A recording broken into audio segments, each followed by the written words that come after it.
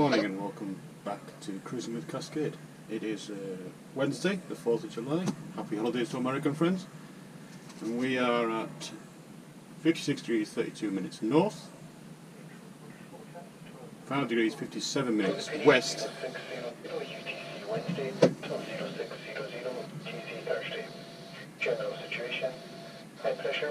we are anchored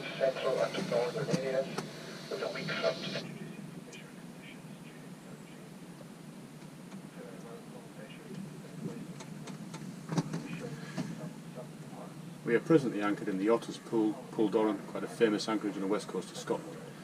And it's our intention now to head south down through the Sound of Gigha. I'll give you a wee look around at the Otter's Pool so you can see what it's like. Very popular with the yachtsmen on the west coast.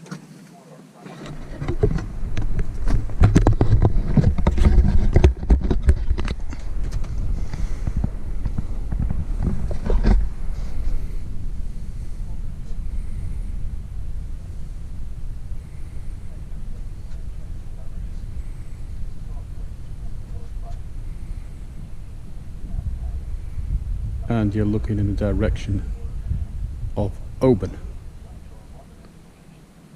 The high ground you can see on the left of the picture is actually Kerra Island. The land on the right hand side is the mainland of Scotland.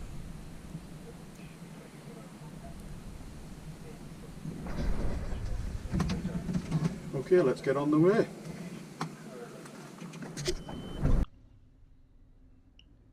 And this is the last of I think there was 14 boats in the anchorage when I came in last night. There is actually a wee motorboat down further down the sound there. We'll pass him on the way out.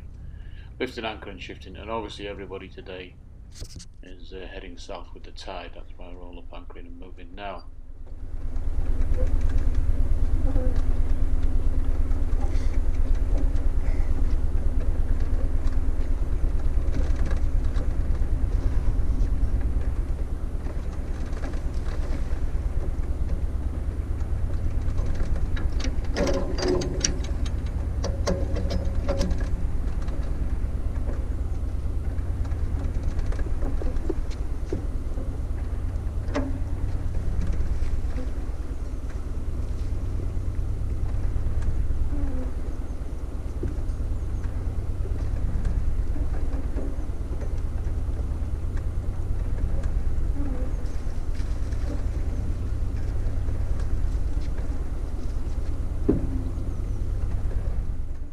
Part of your essential anchoring kit in Lorne is a bucket.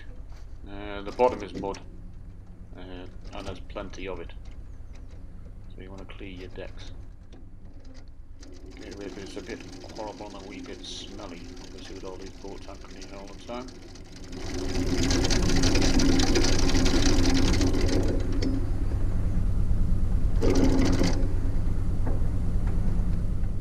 And what I'm doing now is I'm letting the weight of the chain pull the boat towards the anchor as opposed to trying to wind it up. And I see people just really winding really hard and flogging the guts out trying to get the anchor up when you just let the boat do the work for you. As you can see, here's the manual when this one comes to Cascade. It's a doddle route. It's just a matter of doing it right.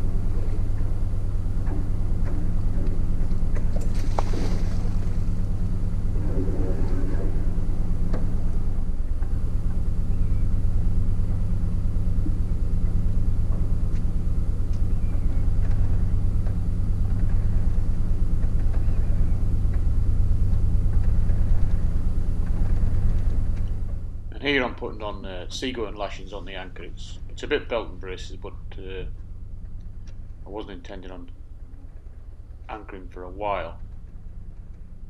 So when it's lashed down, you know where it is. It's not going to wander about.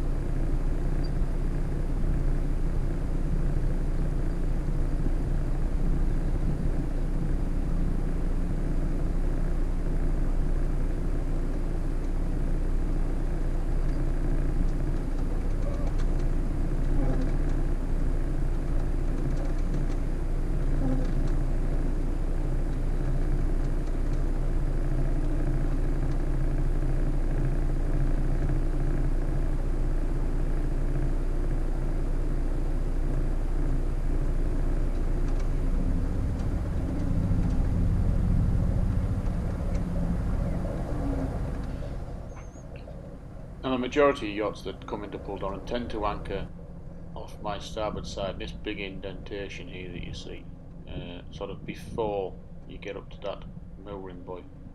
As to the mooring buoy, I know nothing about it, just appeared one year. It's been there over 10 years to my knowledge.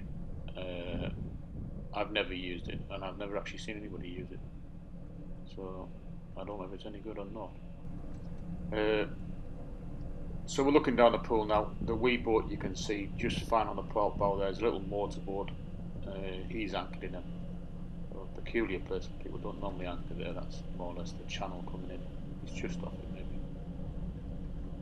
And as I said earlier, we're looking towards, that's Kerrera Sound right down there in between. We'll get a better view of it in a minute.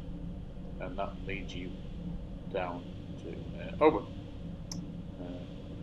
Supermarkets, pubs, shops, everything you could possibly want in the Highlands.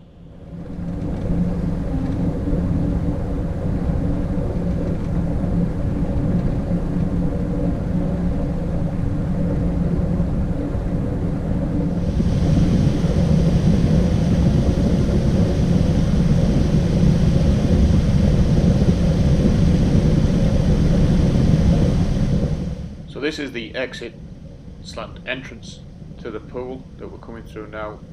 It is marked by a can on the wee peninsula to our left here, and you can find it by convention. I mean, most people these days are using iPad navigation or some such sort of thing, so it's pretty fly-by-wire to get in. It's a sound channel you can run straight up. There's always water, so you don't have to worry about the tide.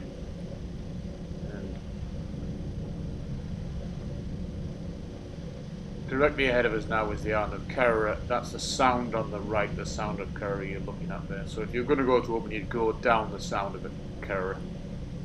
And Kerrera itself is an island. And where we've just anchored, in the Pool of the Otter is on the island of Seal. And Seal is also an island, and it's connected to the mainland by what's known as the bridge over the Atlantic. As we're coming round now, the bow's coming round. This is more or less the direction you'll be taking now. You see, looking just to the right of those two yachts there, that is the Sound of Mull, so that's the gateway to the far northwest. So if you're going to go, Kilmore would be a natural stop going up that way, and then you'd be going around Ardnamurchan Peninsula and the islands and Skye ahead of you.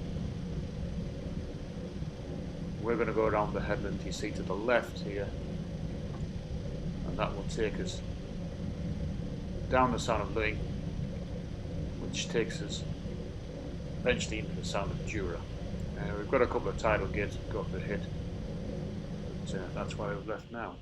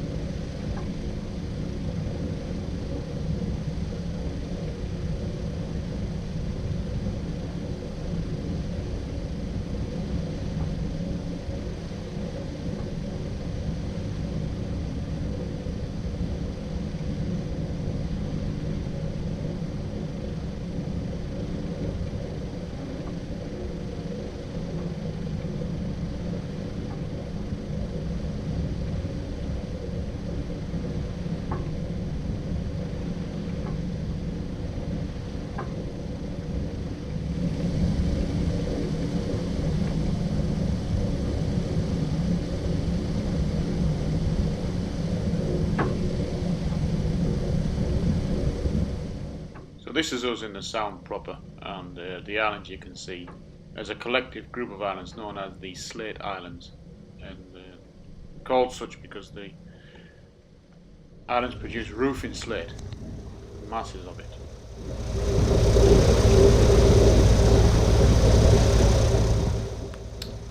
So the big lump is seal, and the smaller island you can see to the right is not attached. That's Easdale, which is one of the Slate Islands.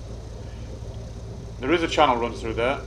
It's debatable whether or not it is actually faster in the route we're going to take. Some people take it. I've taken it before. Some people reckon it's 15 minutes. I've never noticed, to tell you the truth. We're going to carry on down now the route we're taking, and when we get to the bottom of Easdale, we're going to hang on left.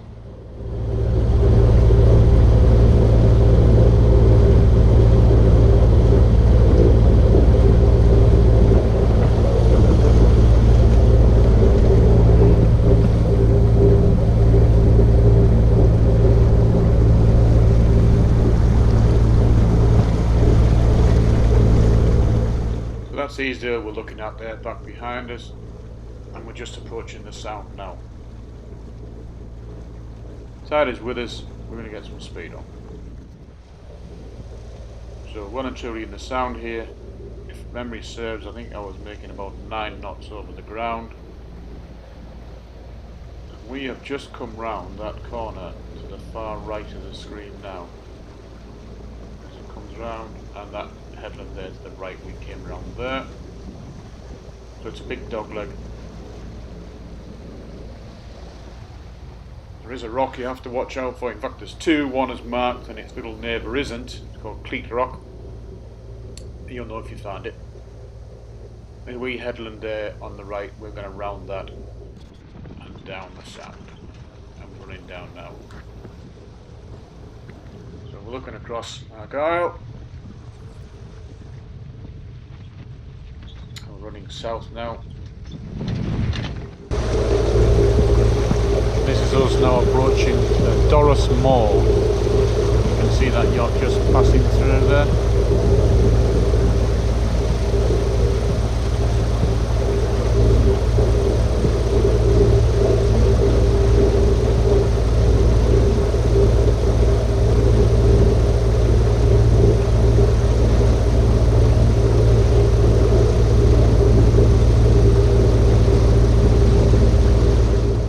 You can probably see there's a complete lack of wind today, and it was becoming a bit wearing, all the motoring, and I had a pretty hard few days before I set off. In fact, I didn't get to the anchorage at Puldor until I think it was about 2 in the morning, and I decided I was going to cut the day short and go to anchor. So this is me heading for my anchorage for the evening.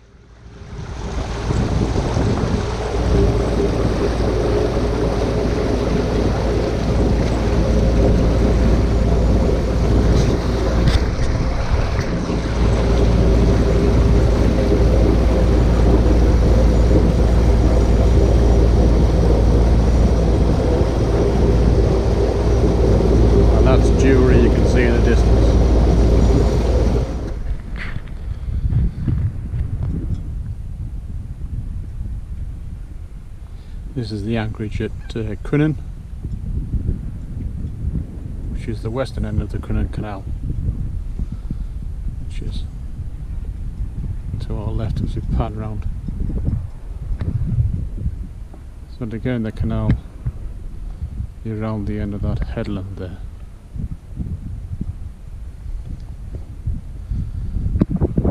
Note I'm in the anchorage. All these boats are on me, a lot of moorings. Bit of a squeeze to get in here.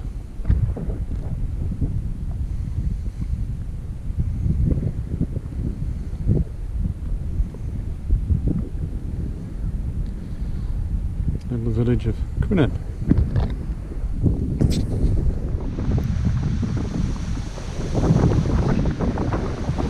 Hello. This is us heading south down the Sound of Gigha. 6 knots to raw plain working south. It's a beautiful. We look around the Sound so you can see what you're looking at. West to the west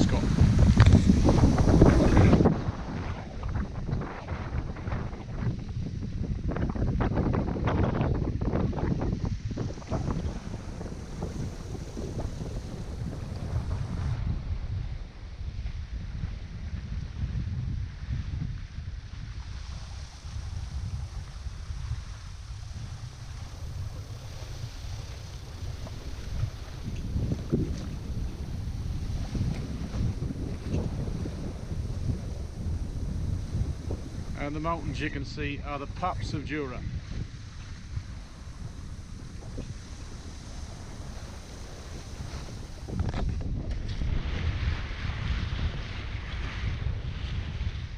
And obviously my complaining about the lack of wind yesterday has paid off. We've now got all plane working sail. And we're making hull speed here, which is all very nice indeed.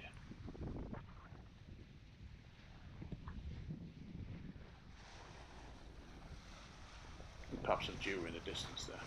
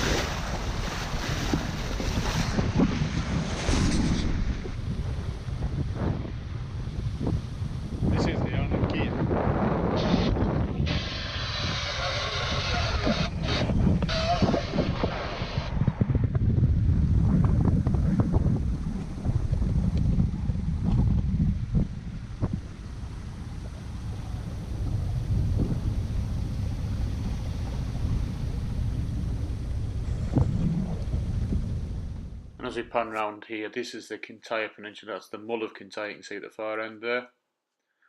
And we'll swing back and look at Gigha.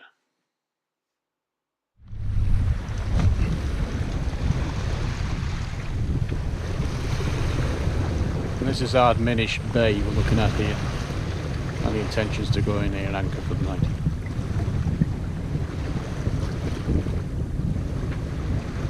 There's a combination of an anchorage there and there's moorings. There's also a wee jetty to get ashore. And this is us anchored in Ardminish Bay, and you can see we've got that boat's at anchor. He's on a mooring. I think everybody over there is on a mooring. There's the jetty. You can actually go alongside the jetty for the night if you want to. And the main part of the settlement. There's a pub, showers, hotel, food. It's a nice spot, and you can see the west coast water is pretty clear. There's a few patches of weed, but it's pretty easy to find a sandy bit to drop your hook in.